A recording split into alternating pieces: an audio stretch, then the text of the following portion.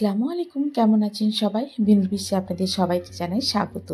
আজকে বানাবো কলা থোড়ের একটি দুর্দান্ত রেসিপি, কলা থোড়ের বড়া। চলুন তাহলে রেসিপিটা শুরু করা যাক। নিয়ে নিচ্ছি এখানে আমি কলা থোড়টাকে খুব সরু সরু করে কেটে নুন আর হলুদ দিয়ে সেদ্ধ করে পাঠিয়েছে আমার নানি। আর এই যে নুন হলুদ দিয়ে সেদ্ধ করেছে আর এই যে সরু সরু করে কেটেছে, সেটা করেছে আমার মাস্তুতো ভাই বউ ফারিদা এইসব কাজে কিন্তু ভীষণ পারদর্শী। আমরা কেউই এরকম সরু সরু করে কাটতে পারতাম না, সে তো আপনারা দেখেই বুঝতে পারছেন কলা থোড় কাটাটা।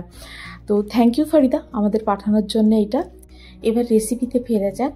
কলা থোড়গুলোকে খুব ভালো করে নিংড়ে নিতে হবে যেন এতটুকু জল না থাকে। এবারে এতে দিয়ে দিতে হবে কিছু মশলাপাতি। দিয়ে দেবো এতে বেশ খানিকটা পেঁয়াজ। আমি এখানে একটা বড় সাইজের পেঁয়াজ নিয়ে নিয়েছি। খুব সরু সরু করে পেঁয়াজটাকে কুচোতে হবে আর হাত দিয়ে এরকমভাবে ভেঙে দিতে হবে। দিয়ে দিয়েছি কাঁচা লঙ্কা প্রয়োজন মতো, যে যার টেস্ট অনুযায়ী দেবেন কাঁচা লঙ্কা, আপনারা যে যেরকম ঝাল খান। দিয়ে দিয়েছি এখানে স্প্রিং অনিয়ন খানিকটা আর ধনেপাতা কুচোনো, আর রোজকার মশলা হলুদ গুঁড়ো, লঙ্কার গুঁড়ো আর নুনটা খুব কম দিতে হবে, কেননা সেদ্ধ করার সময় একবার নুনটা দেওয়া হয়েছিল। এবারে খুব ভালো করে এগুলোকে একসঙ্গে মেখে নিতে হবে চটকে চটকে এরকমভাবে।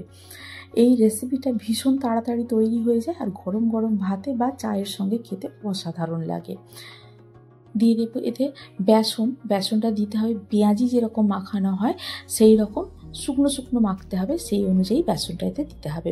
আর জল দেওয়ার একেবারেই দরকার নেই, কেননা এর মধ্যে যে জলটা আছে সেটা দিয়েই বেসনটা মাখা হয়ে যাবে। আর বেসনটা দেয়া বাইন্ডিংয়ের জন্য, যাতে একসঙ্গে সবটা ধরে রাখতে পারে।